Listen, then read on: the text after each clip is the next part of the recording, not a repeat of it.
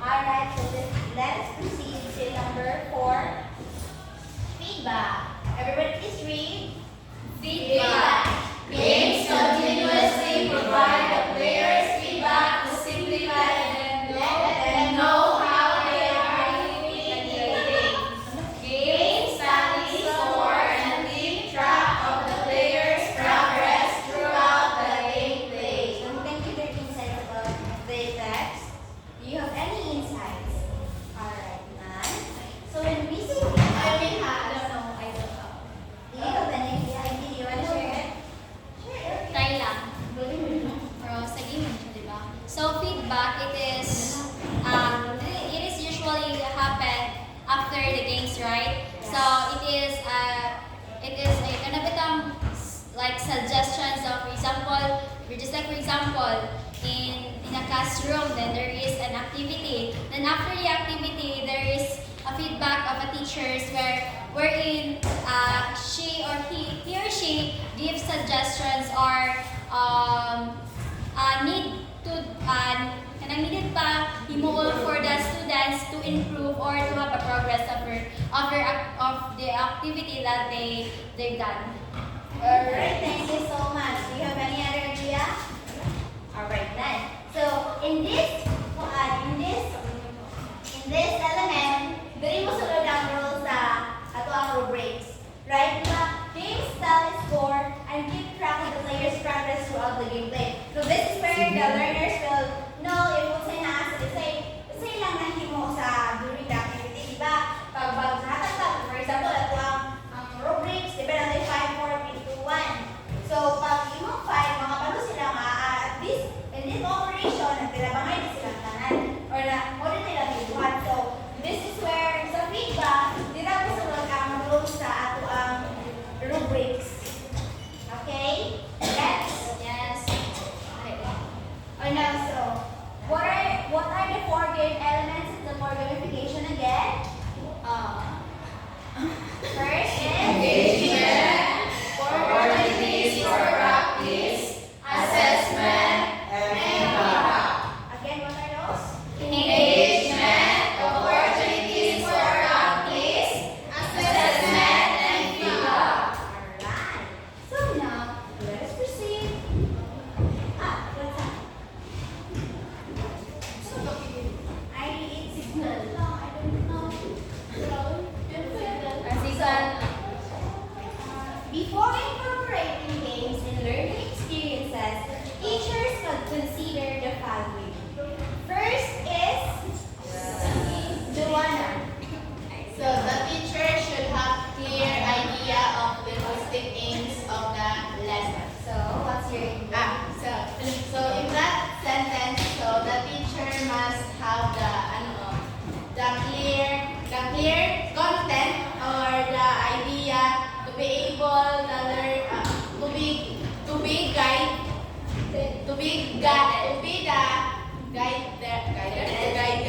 guided of the students learning.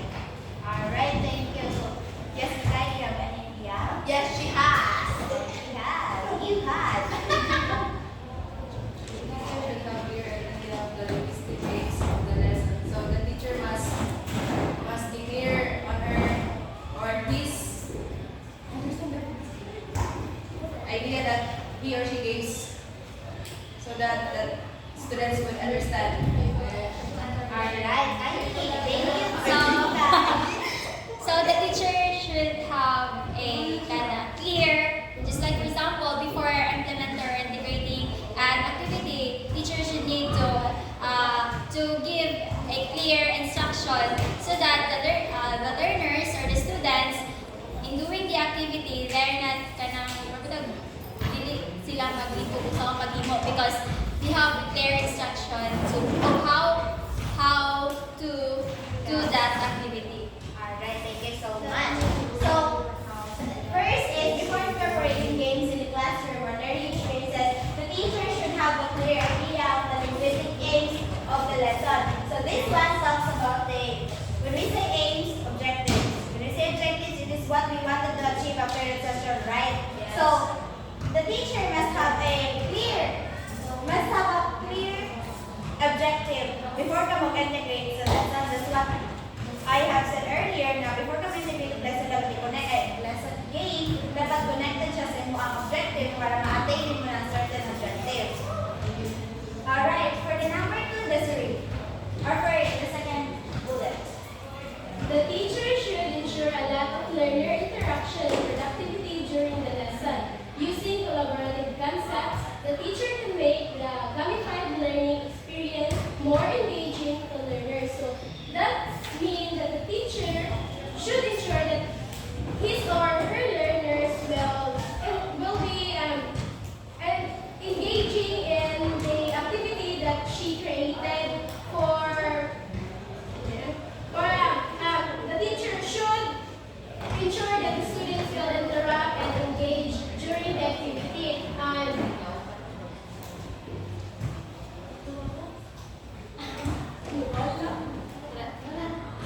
Okay, using collaborative concepts, the teacher can make the gamified learning experience more engaging to learners. So, the teacher is using the gamified learning.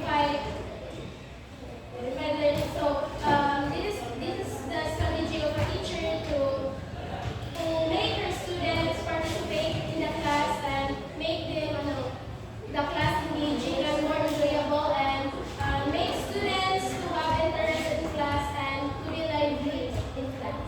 Alright, thank you so much. Yes, Mr. Bonifacio. In this passage, teacher should ensure a lot of learning interaction and productivity. It means it is a learner-centered, where the students, they need to do the task or the given task by the teacher. So, using the collaborative concept, or it is made a pedagogy of a teacher or way of teaching, way of transmitting knowledge to the learners. So the teacher makes sure that they can make the gamified learning experience more engaging and fun to the learners. Alright, thank you. Yes, I mean. Alright, thank you so much for really guys. So, in this bullet, the teacher should ensure that a lot of learners interaction and productivity during the lesson. Using collaborative concepts, the teacher can make the gamified learning experience more engaging to learners. Diba, yung to kanina, if you wanted to integrate a game, dapat i-make sure din mga engaging na nga game. Kaya useless right yung game, still engaging, right? Yes. Yeah. You should, your aim is to arouse the learner's interest. Next. For the third bullet, can you read? Allow elements of learners' autonomy as they create and adapt rules and solve problems along the way. Alright, you can give their insights about the third bullet. Shella? Can allow elements of learners' autonomy as they create and adapt rules and solve problems along the way.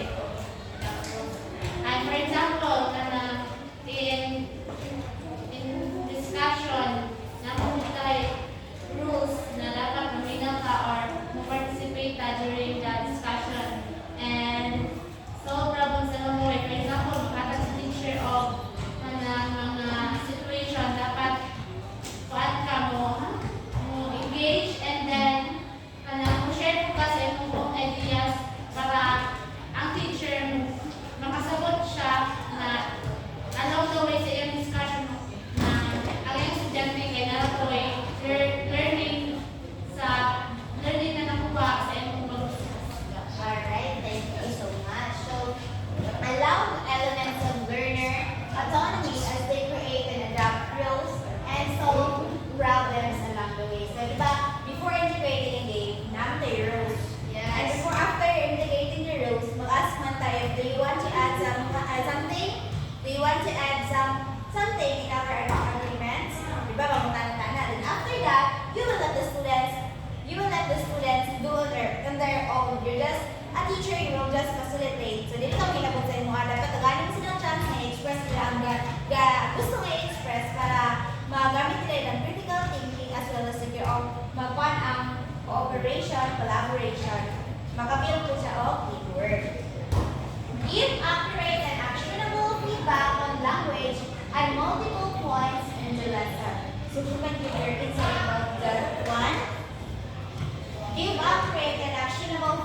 on language, and multiple points in the lesson. Jessica? He's accurate and actionable on language and multiple points in the lesson. And give one of examples is like writing essay, like it's accurate. Like di ba sa essay, dili ka man naman yung iban na dili ka accurate mo gawa ng essay. At paano mga ang teacher mo ba na ilalim ng mga ilalim ng way para ilalim ng mga action ng mga strategies na para imuhang your writing ka maging physical siya, di ba? Alright, Josh. Thank you, Jessica. Give accurate and actionable feedback on language and multiple points in the lesson. So I think it's more a reflection. Yes, I think it is more a reflection after the activities or the assessment that we are going to do. So that's it. Thank you. Joshua, yes, I think. So for me, I think after the games, di ba, you talked about the games or gamified. So in giving feedback, it should be accurate and actionable. And in giving points, just like what you said earlier, that having a feedback, there is a rubrics that kanabitang para fair ang points. So it should be accurate. Alright. Okay, so after incorporating games, we need to give accurate and actionable feedback dapat after is ma-improve bitaw nila. More siya actionable feedback on language and multiple points in the lesson. So dapat accurate ang imong ihatag ng mga feedback para hindi maglibo ang students kung kabalo sila kung dapat i-change the way para sunod makakaroon sila mas better performance. Alright. Next, for the third, yes, Abby? Allow the learners to have multiple opportunities to complete the game. So you as a teacher, you should consider about that, because what is the purpose of the game if you don't give a chance to your learners to complete the game? So you should allow the learners so that the game will be complete. Alright, thank you so much, Ken. Do you have so yes, guys.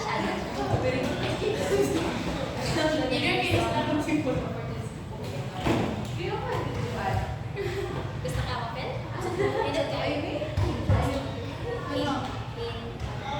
In other words, it's like give chance to others.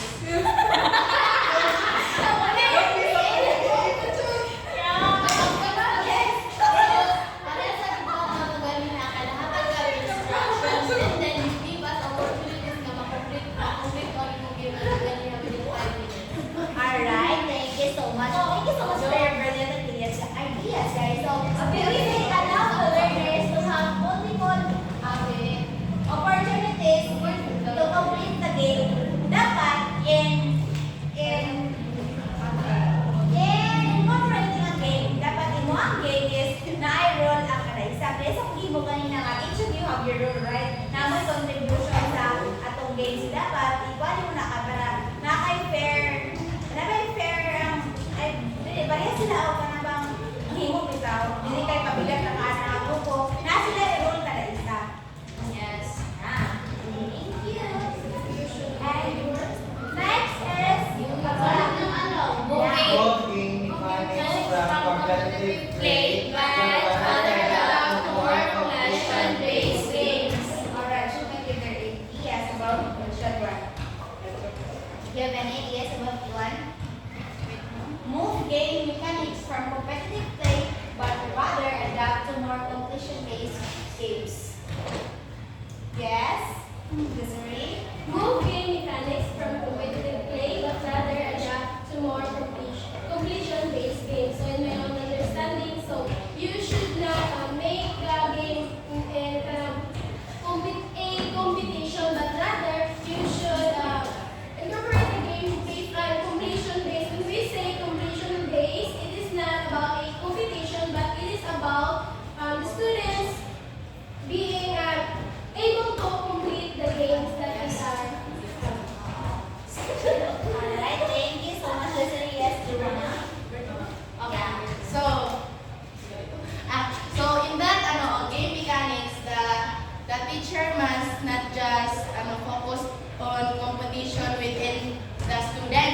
So it's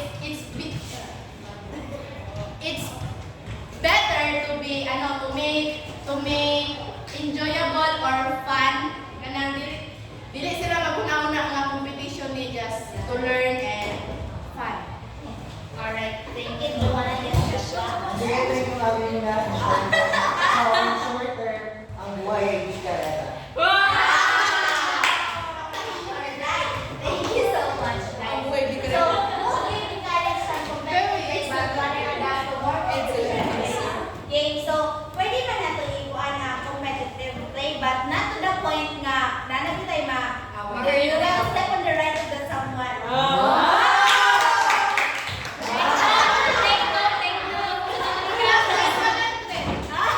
Baliya, example, naman, pwede game man nato ni kanang pwede man ka magol na lang pero hindi mo nang brand din lang ang kaunahan.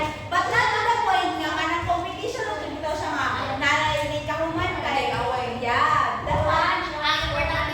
Oh, dapat explain mo nga. Explain mo nga makanaw na reward yun. Listen. Dapat kung magaling ka mga competition base dapat i-explain mo nga wala na siya ka ng personal. Dili siya personal na. Then ang muna is for the makuha lang ang reward. Dapat i-clear mo especially ang learners.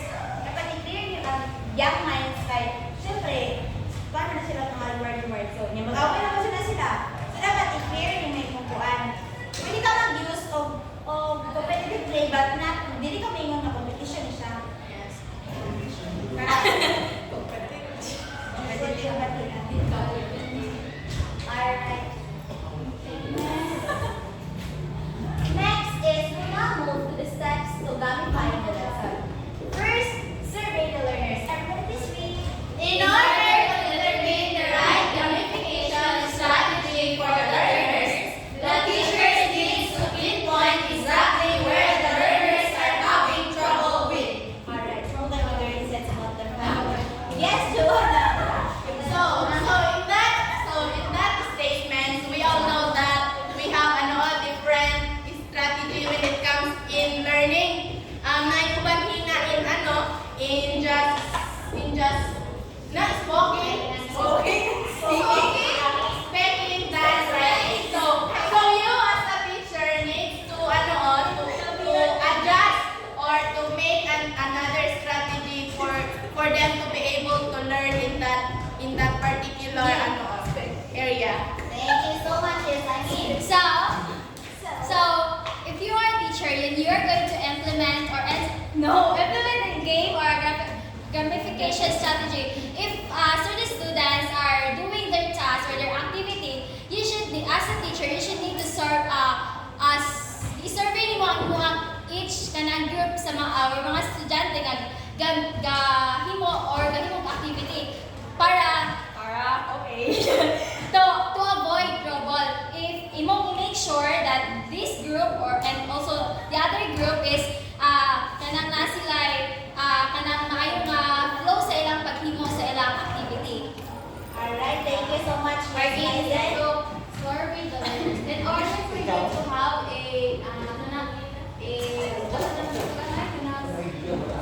no sense. So in order for you to successfully use this strategy, which is the gamification strategy, you should first survey your learners. In order for you to know what are they are capable of, and also the number of ma-pinpoint din mo kung ma-pinpoint din mo kung unsa na kakinahanglan sa imong students para maka-learn na. Alright, Joshua. So, surveys the learners.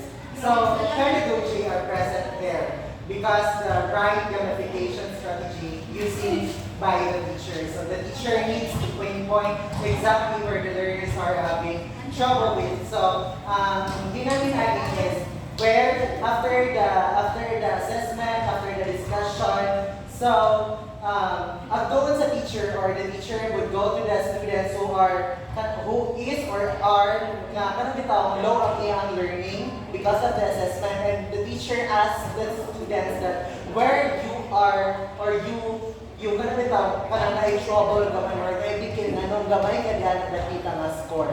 So that's why learners are having trouble with the teacher needs to pinpoint exactly the learner. Alright guys, thank you for your incredible idea. So, have you observed, in surveying the learners, have you observed sa mga strategies ni Ma'am Brenda? Yes? Yeah. No? For example, allow me to use you as my example, Kiara and I. So, for example, si Kiara, di ba, di ba, ang activity, for example, naman, Wait, ask for teacher permission. yeah, and she, so, for example, si Kiara, di ba, ginagawa si Kiara kapag solve the disappoint, kaya ano siya, engineer niya, si Kiara ina. But it doesn't mean na discriminate si Kiara. It is for her to improve in that specific area. Dapat Alright. Next, number 2, the street. Define the learning goals. Gamifying learning goals by the learners with clear learning goals. This comes in two forms. Learning goals which help the learners understand concepts and skills, and behavior goals which help learners work efficiently. Then, the teacher can structure the lesson to meet these goals. Define the learning goals. So, this is the most important thing to do in gamifying your lesson. You should define your learning goals. So, in incorporating games into your lesson, you should have a learning goal. So, learning goals that can help students understand the lessons, and that's all. I will give the floor to Mr. Josh. So define your learning goals. So gamifying learning goals, providing with the learners with learning goals, or this what we call the objectives, the goals, or the procedure of what we are going to do of that certain activity. So one of the goals, there are 2 goals. So we are formed. So we are going to define learning goals which help the learners understand concepts and skills, and behaviors goals which help learners to work efficiently. So before pa na efficiently, so before na to yung activity, so naatay learning goals which procedure na to, paunsa na to siya buhaton, paunsa ang flow sa activity. Then the teacher can structure the lesson to meet this goal. So after the activities are done or is done, the teacher must measure the learning outcomes of the students in that kind or certain activity. Alright, thank you. Do you have any idea? Stress, Gail, do you have any idea? Sige na, right. Yes. So, why is it important to define the learning goals first? So, of course, it is important so that the learners can makasunod siya or makafollow siya sa imong mga gusto nga mahitabo sa imong activity. Alright, thank you so much, guys. Guys, it is well explained by Mr. Bonifacio and Ms. Tagpen, so we'll move on to the next part. I missed the shadow. Sorry. Sorry po, tawa lang ako. Nagkamali. Next, structure the gamified experience. Read, everybody. This is where actual thinking elements are incorporated in the lesson. The teacher can adjust the scoring system for the lesson or activity. Yes, siya na. For example, in terms of exam. Tulog sa parent of stock knowledge or level of knowledge. And then, naupan na makapass, naupan na dahil sila makabot sa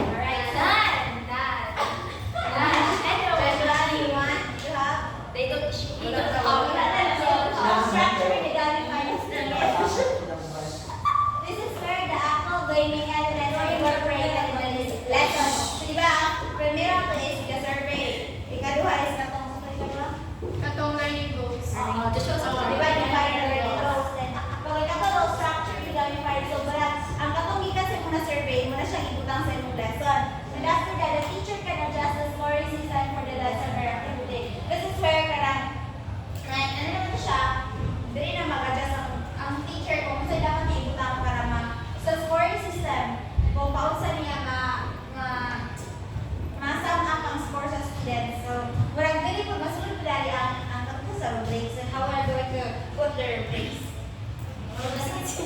Alright. Last na? Dua na lang. Ano na lang ito, Nen? Their next, four. Yes, Joshua. One. Identify resources. For any activity, the teacher should also identify the resources needed to actually implement the lesson or the activity. This also means that the learners could be organized in groups to work on a project together. So I will give the floor to Miss Albon. Miss Cindy Albon. Bestes. So when I say identifying resources, it's stated or implied that about the materials that you will going to use in implementing your activity. So it is important to know the materials that you will going to use for them to easily go on without easily reach the learning goals that you will state or implement. Alright, thank you. Yes, do you have any idea? Or you will explain the number 5? Perfect. Alright, so next we'll explain the Miss Business. You get what she is pointing? Yes. Yeah, alright. Let's proceed to number 5. Lisa. Apply feedback because a big part of the success of games is because they provide the learners immediate feedback of their progress. So teacher.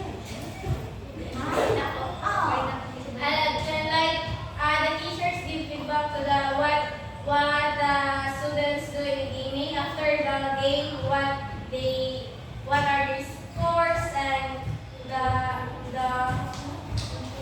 and how they improve what they have to improve on their group or like their scores. Alright, thank you, Ken. Can you? Alright, so the last one. The